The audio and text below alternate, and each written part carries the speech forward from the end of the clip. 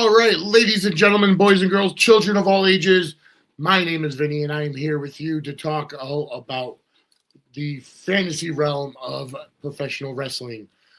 This is episode number 3 of Booked Beyond Reality, a fantasy wrestling podcast based around matches that span territories, eras, and generations from WWE Hall of Famers, legends, and current superstars, and maybe future greats as well. However, today's episode, we're going to be talking about two guys that are alike in many ways. We're going to be talking about a match, if it happened, with Ravishing Rick Rude and Lexis King. Obviously, Ravishing Rick Rude, WWE Hall of Famer. He, and you'll have to bear with me again, I'm still getting over laryngitis, although my voice is somewhat okay in certain circumstances. But there are times where it goes dry and I have to re-moisten my throat. And I do apologize for that. Hopefully soon it'll be gone. But as we know, Ravishing Rick Rude is a WWE Hall of Famer. He was a former WWE Intercontinental Champion, former WCW International Champion, and I believe he had the World Championship as well. Well, he had the big gold belt when he was rechristened the International Championship. Founding member of D-Generation X and also a member of the NWO. He caused all kinds of controversy in 1997 when the week after the Montreal Screwjob, Rick Rude appeared on both WWE Raw and WCW Nitro at the exact same time, or the same night, I should say, first appearing on a live Nitro with a shaved face, and then appearing on a taped Monday Night Raw with a full beard. So he's not one to back down from controversy. With that said, he did get started wrestling. He's from the Minneapolis, the St. Paul area, you know, the Minnesota crew, if you will, whether it was the Legion of Doom or the Road Warriors, Mr. Perfect, Rick Rude, Demolition Smash, Barry Darsow, Nikita Koloff, et cetera, et cetera, et cetera. There's just something that they breed in Minnesota that creates big, burly wrestlers. Unfortunately, he did pass away at the age of 40 in 1999 from an accidental overdose. But he's also one of the biggest what-ifs in wrestling. His career was ended very early after an errant back body drop by Sting, I believe, in Japan in 1990. I want to say it was 1993 or 1994. And then he did mainly managerial duties. He wanted to get back in the ring. One of the reasons why he left WWE and went to WCW was eventually WCW, or he wanted WCW to pay off his Lloyd's of London insurance policy. At the time, if you look up Lloyd's of London, they're still an insurer, and they still insure people's bodies. I know they've insured Jennifer Lopez's butt for like $2 million or something. But at the time, they insured wrestlers' bodies. So if they got injured in the ring, they can get a substantial payout. Rick Rude had that happen when he got injured. Mr. Perfect, when he got injured, had a Lloyd's of London payout. However, with that said, very different circumstances. Same thing with Animal from the Legion of Doom. Very different circumstances. But as of now, at this point in time, they have stopped going on and insuring wrestlers because of the big injury liability. And if you watch AEW, you can guarantee they would never want to insure any of those guys because they're constantly putting their bodies on the line.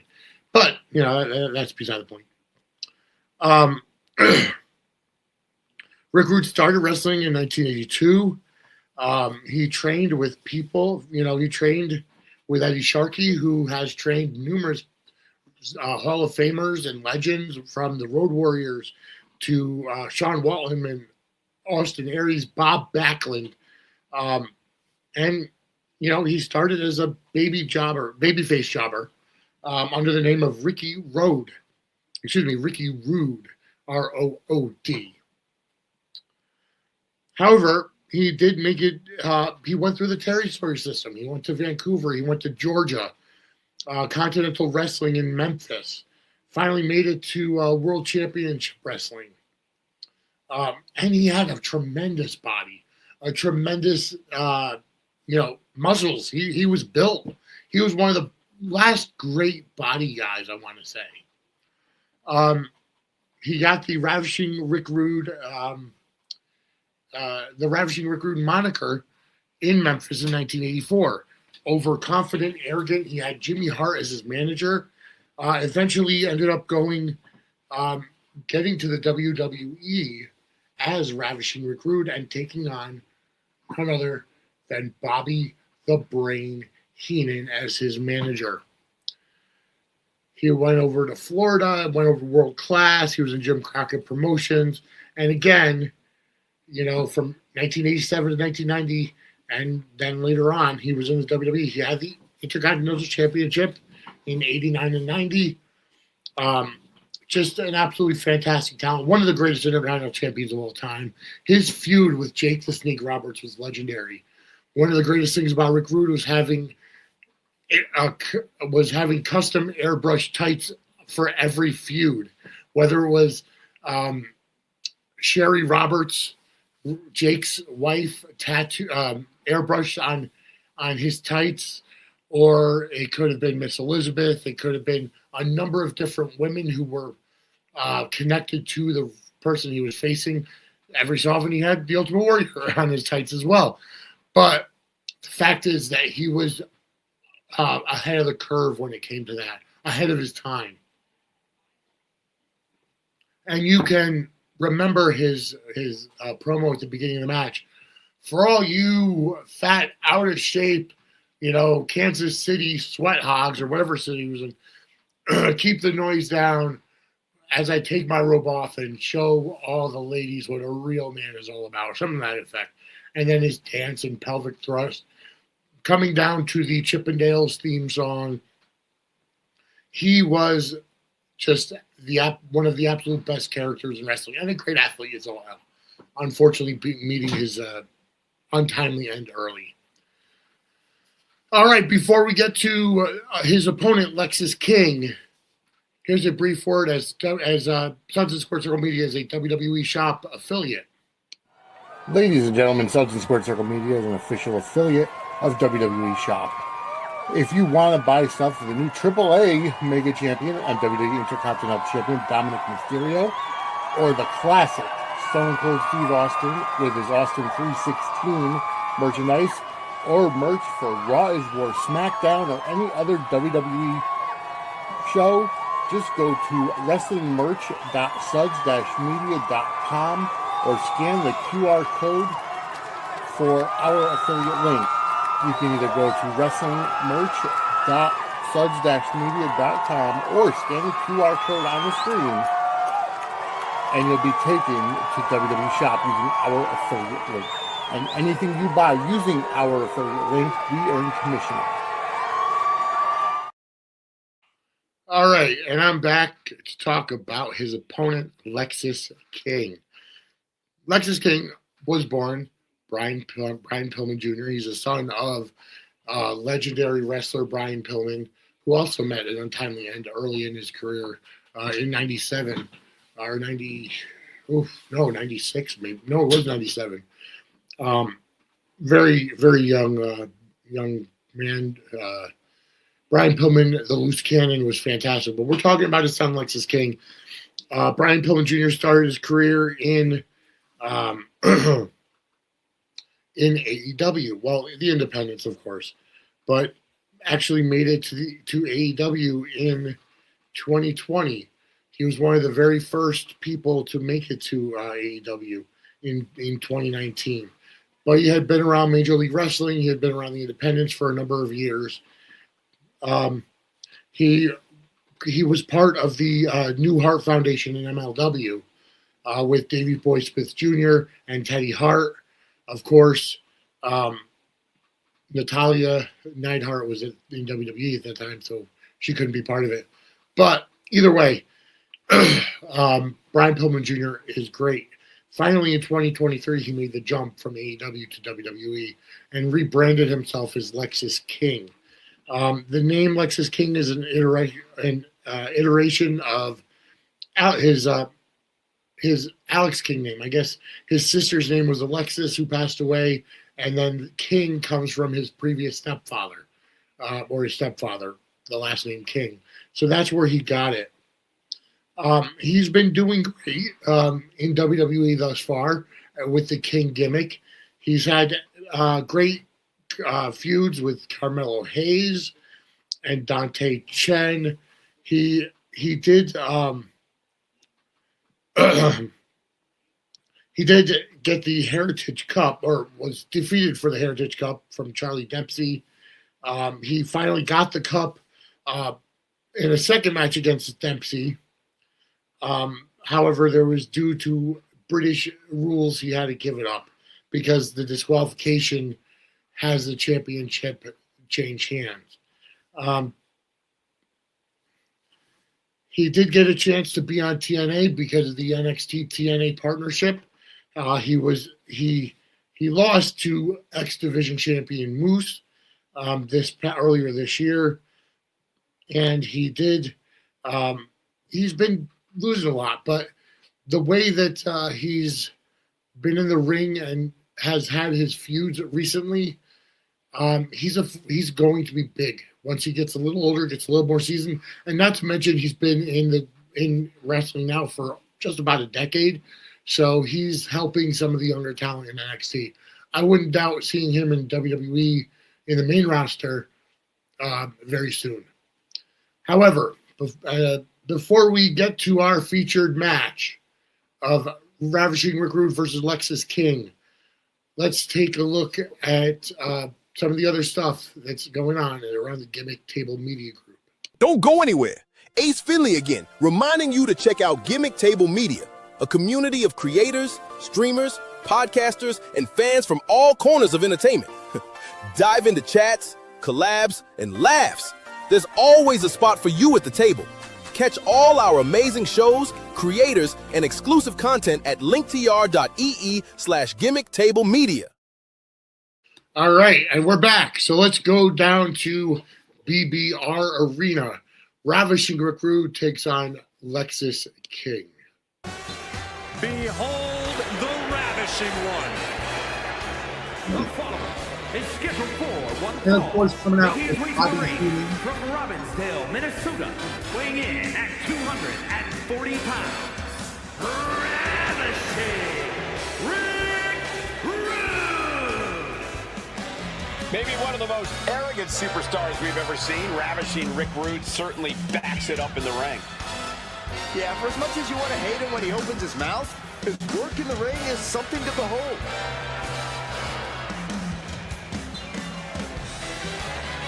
An Intercontinental Champion in WWE, a Heavyweight Champion in WCW. Rude is as dangerous as he is ravishing. I think in one of the previous games, they actually had him do the voiceover, the promo work, which is actually pretty cool to watch. Now this is a totally unique superstar, unlike anyone else. And King has the over-the-top swagger to prove it. And his opponent from Cincinnati, Ohio, weighing in at 223 pounds, Lexis King. The King's conditioning and strength are as sharp as his facial hair. King pays meticulous attention to his in-ring game, and that includes visual presentation, Corey. He is in perhaps the best shape of his career, and he will need that with the competition level this high. All right, and Corey Graves, Michael Cole, Byron Saxton, take it away as we go ahead and watch Ravishing Rick Rude take on Lexis King. Lexis King looking to prove he's not a loose cannon, that he's his own man. That's right, Cole. Lexis King is one of one, and a man trying to do things the right way, whether his peers believe him or not. But like they say, heavy is the head that wears the crown. I can understand why King's peers aren't quick to trust him, but if he can keep putting in the work, eventually the results will come. But Rick Rude has a habit of backing up all the trash talk he spews before a match. And believe me, he spewed a lot of trash talk before this match. Well, Rude's body isn't just for show, it's also for function. And that function is dismantling his opponents any way he sees fit. Transitioning out of the hold and into the armbar here. That's what I'm talking about, the custom force. He's ahead of his time. Boom!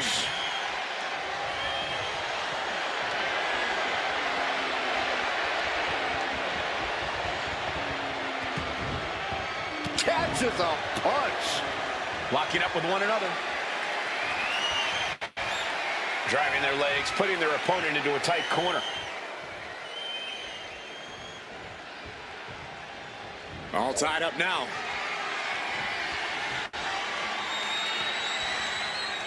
Moving out of the hold and now able to lean into a headlock. Grabbing an item from under the ring is perfectly within the duties of being a manager. A striking blow. The referee clearing that weapon out of the ring. German suplex turns the tides. Ow.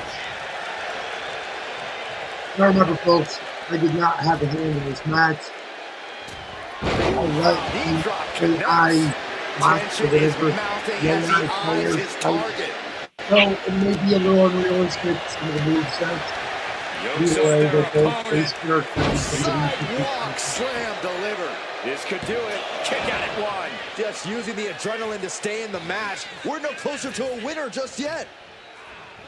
Looking at Lexis King here, do you see any obvious vulnerabilities in his ring game that could be exploited? Well, I think you could easily take advantage of King's habit for charging head first into a fight. In some ways it's a strength, but it also means King can be easily baited into a bad situation. Taunt King and you'll get him to overextend himself. Stomping down! Momentum entirely against Lexis here. Yeah, Lexis King took the bait and overextended himself. Now he's paying the price. To the sky! And completely missed the mark. What a spectacular misfire. And that is why we say, don't try this at home, viewers, because of terrible miscalculations like that. Oh! Savage stomp right to the arm. Lands a kick to the gut. And now gets tossed into the ring. He's looking to go high risk from the top rope. Look out! Missile drop kick. And that's going to leave a mark on Rick. An eruption of offense from King.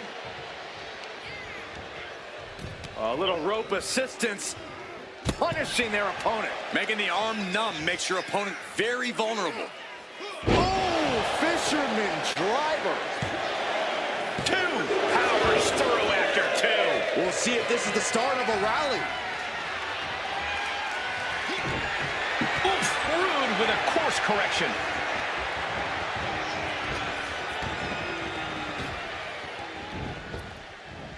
Ooh, that's how you dump it. Pin, shoulders are down. But is it enough? And he gets the shoulder up before two. Getting the shoulder up before two tells me the end is not near. Oh, here it comes. Oh, Spiked him.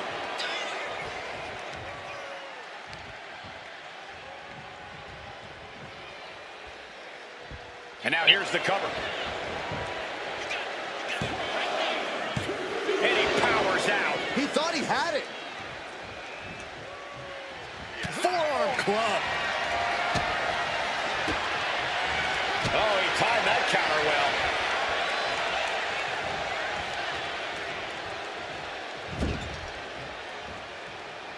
Solely focused on, and now you have to protect that leg from further harm. You can't finish a match on one good leg alone. Boom, nice. He could be starting to really struggle in this match. Yeah, but at this point, it's still anyone's game.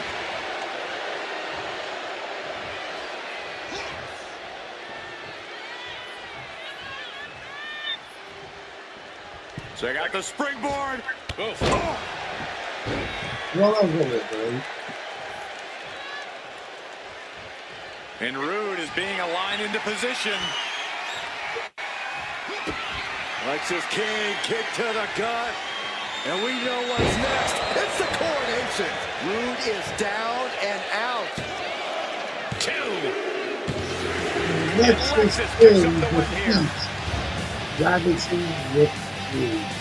Here is your winner, Lexis King.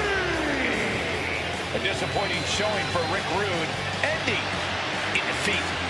Consider this yet another crowning moment for the Lexis King.